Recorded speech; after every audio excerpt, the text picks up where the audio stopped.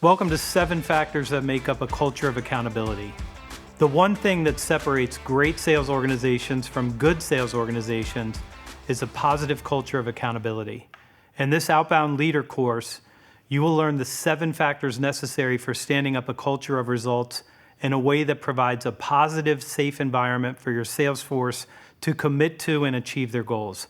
My name is Anthony Iannarino, and I'll be your guide and your trainer for this particular piece of content. We're going to start by discussing one of the key responsibilities of a leader, and that's creating a culture of accountability. We're also going to talk about how accountability doesn't mean that you need to be a micromanager or a tyrant in any way, shape, or form. You're going to create and sustain a culture of accountability by avoiding 7 common mistakes and turning them around and making them a superpower for you as a leader. So let's get started. Let's start with a couple of big ideas before we get to the 7 factors you need to create in order to have a culture of accountability. The first is your leadership style. The first mistake that many leaders make is to decide that holding people accountable makes them something like a micromanager. Because they struggle to ensure that the individuals on their teams are doing their work effectively and producing the outcomes for which they're responsible, they fall into a sales leadership type we can describe as laissez-faire or hands-off. There are many reasons someone might default to a hands-off management style, but 2 ideas loom large here.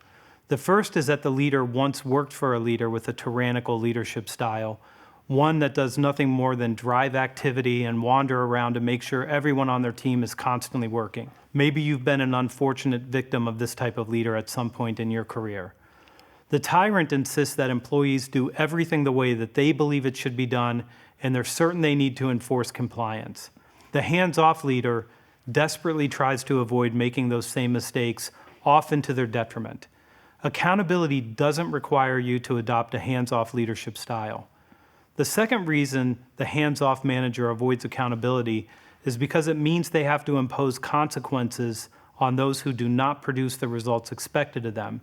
People who avoid such conflict find it terribly difficult to hold people accountable, especially those who most need accountability. If you think back on a good leader you worked for or a coach that you loved, they were anything but hands-off. They had expectations of you. Some of your people are going to need more accountability than others, but all of them need to be held accountable for the results that you expect from them. If you can't be a hands-off manager, do you have to be an aggressive, tyrannical autocrat? And the answer, as you know, is absolutely not. That's not a leadership style to take when you're trying to create a positive, psychologically safe culture of accountability. Like the hands-off leader, the tyrant may have worked for another tyrannical leader in the past. But instead of going to the opposite extreme, the tyrant simply repeats the leadership style they were victim to, often because they haven't seen enough good leadership to have a better model. But that's not the only factor. Tyrants often are worried about their own position, and they're convinced that they're inadequate to their level of responsibility. Because they fear for their position, they push the people in their charge to do their work, even when they're already doing the work, making their approach incompatible with what we would call true accountability. Let's look at another one of the big ideas that we need before we get into the 7 factors we'll be working on. The second big idea is called a growth hierarchy. There are 2 types of hierarchies that you find in organizations. The first is called a dominator hierarchy. That already doesn't sound very good, does it? And the second type is called a growth hierarchy, something that you can already tell is a better choice than the dominator hierarchy. If you've ever worked for someone with a more autocratic leadership style, you've been exposed to a dominator hierarchy. The dominator hierarchy is one in which a leader dominates the people in their charge. Dominator hierarchies are usually led by people who make weak leadership choices. They use force, even though force is evidence of weakness, not strength. Leaders that use force or threats, or focus on personal consequences, and use ultimatums to produce results through others, are making the weakest of all choices available to a leader. Just shy of force is the idea of coercion, which is the threat of force, which really makes it no different than force itself. Using psychological pressure to cause people to do what you need them to do is clear evidence of a dominator hierarchy. And finally, there's manipulation. Using fear or shame or bribery or some other similar tactic is also poor leadership. It's tactical and transactional, and it's evidence that you believe people are a means to an end and not an end in themselves. Great leaders care about those in their charge, and manipulation is the opposite of caring. Growth hierarchies are positive, and positive choices from a leader are what really produces results through others. These choices are quite different. To create a positive culture of accountability, you're going to make good leadership choices, starting with persuasion. Persuasion means you're using logic and reason to help people understand what they need to do, how they need to do it, and why it's important. Persuasion is a positive, respectful way to lead, and it's also how to teach people and provide them with the vision of what they're capable of. Influence is a more powerful approach still. Being someone that other people follow because of your character, your values, and your ability to help them grow and develop is a positive choice. This is also a choice that requires more of you as a leader. When you work this way with your team, you make it easy for them to be accountable for the results you expect. Inspiration is a better place to lead from. It's how you create an environment where people find meaning and purpose and identity. Where people are inspired to do their best, you have clear and overwhelming evidence of an exceptional growth hierarchy. Growth hierarchies are better, more effective, and more sustainable than dominator hierarchies. Instead of dominating people, it accelerates their growth. And now one more big concept that we have to talk about. This last big concept is psychological safety. Google did a huge management study to understand what made a good manager and what allowed people to produce the best results under certain managers. The factor that had the biggest impact on how well people did in producing the results they were responsible for was an idea that Google calls psychological safety. The idea of psychological safety is that when you're struggling, you can go to your direct manager and let them know that you're not having an easy time producing the result you need. It's a safe environment, one that's nothing like a dominator hierarchy. Instead of pushing, prodding, and trying to create pressure on an individual, you help them find a way to improve so that they can generate the best results. Another factor that makes for a psychological safe environment is that people are allowed to express their opinions without being criticized. It allows people to collaborate, to share ideas, to try to find new ways to make improvements, even if they're different than what their manager or their other team members believe is the right way to do something. If you've ever worked for a great leader, I have no doubt that you've experienced a psychological safe environment. You were allowed to go to that leader and ask them for help without meaning something like you're somehow weak or inadequate. Instead, a great leader helped you find your way forward. Okay, so this sounds soft, but it isn't. This doesn't mean that you lower your standards to the lowest common denominator. It also doesn't mean that you coddle people, treating them as if they're not capable of producing better results. Instead, it means you allow them to express their ideas and their challenges, and you coach them along, helping them improve their results so they can reach their goals. Okay, so we've covered 3 giant concepts so far. We've covered leadership styles, describing one that's too soft and one that's too hard. We're looking for the sweet spot where you can hold people accountable and you're not a pushover, but you're also not a tyrant. You're demanding, but in a professional and psychologically safe way. We also covered the fact that you need a growth hierarchy instead of a dominator hierarchy. To hold people accountable, they need to be safe to be held accountable, which means if they're struggling, you help them. And finally, we talked about psychological safety. You want people to know they're safe.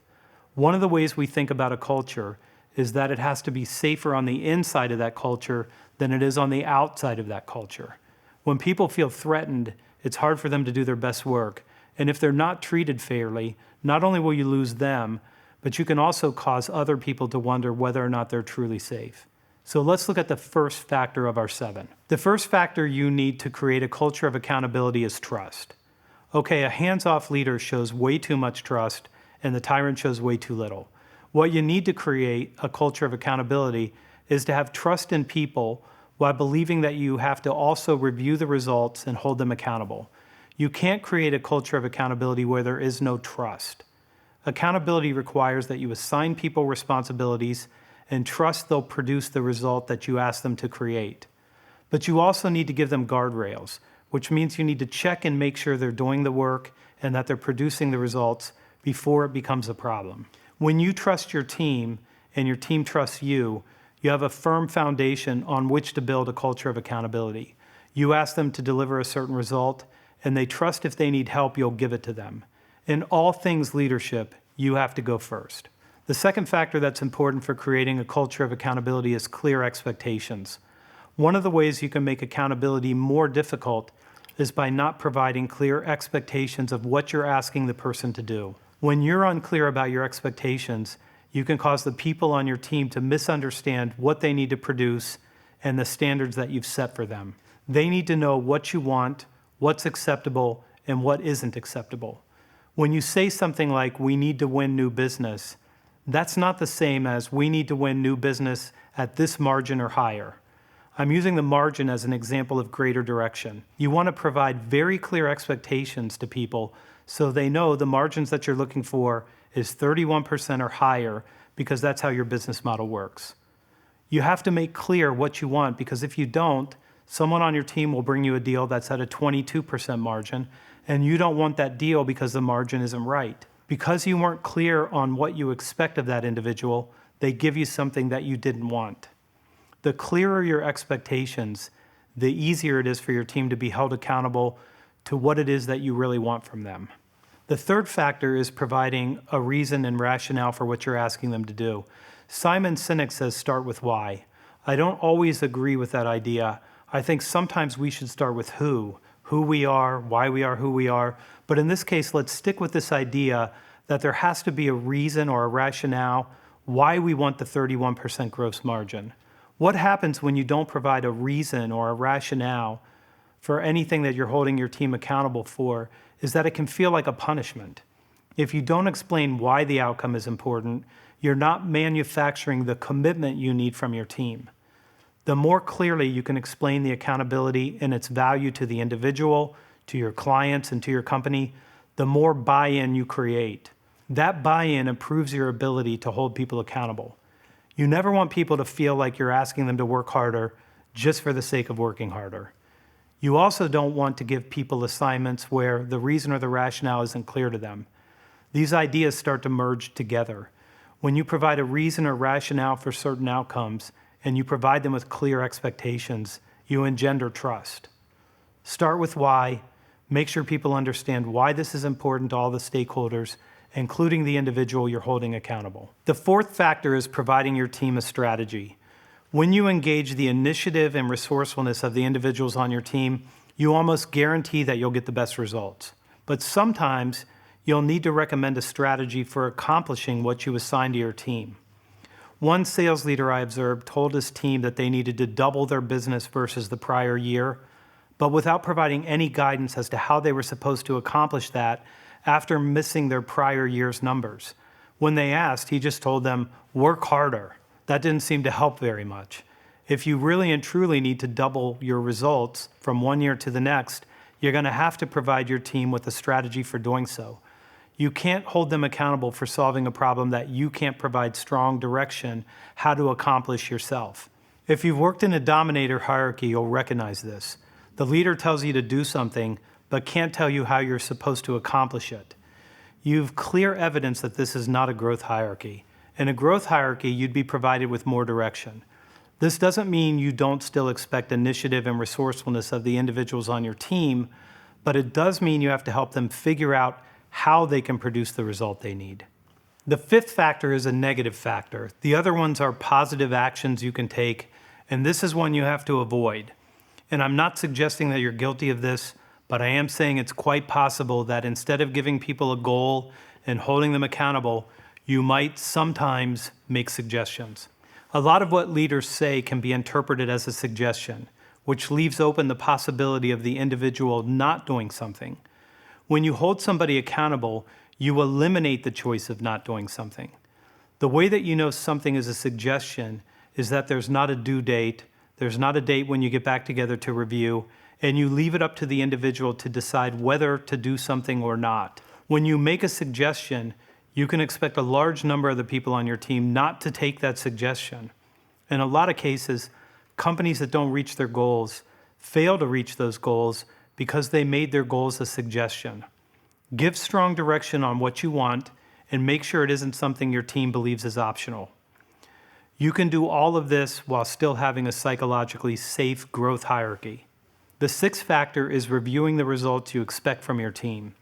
We started off describing the type of leader that's sort of hands-off. You can get a lot of these factors right, but if you don't check in and review the results you're getting from your team, then you're not going to have a culture of accountability. The review is proof of accountability. The more you avoid reviewing results, the less accountability you'll have. Those two outcomes are inversely related. When you skip team meetings or postpone them to handle a problem, you're projecting that you're not that interested in the result that you asked your team to create. And this is especially true if you spend all of your time working inside your company and not on the outside with your sales team. Your team needs to know that you're going to ask them to report their results and expect to be called to account. You keep your commitments so that your team will keep their commitments. When you start missing your commitments, they'll start missing theirs. You want a robust calendar of meetings that allow you to review results, and by reviewing these results, you get us to the final factor. The final factor is a charge that can be difficult to keep. This charge is not allowing people to fail. If you want accountability, you have to work very hard to make sure the people on your team don't fail. For a lot of leaders, that means inspecting the result on a much more frequent timeline. It means giving them additional resources and ensuring they have all the help they need to get the job done. When people fail, it's often because we as leaders have allowed them to fail. You need to hold yourself accountable for your team's success and for each individual's success. The less willing you are to allow someone to fail, the greater the certainty that they won't fail, and that with your help, they'll be able to generate the results for which you're holding them accountable. You also find that people try a lot harder when they know that you're doing everything in your power to prevent them from failing. I don't pretend that any of this is easy, I only believe it's necessary. Follow these 7 guidelines, create a positive culture of accountability, one that's built on psychological safety and a growth hierarchy, and make sure that you do your very best to be the leader that each individual on your team needs you to be in order to turn in their best results. Thanks so much for viewing this course, and go and do good work.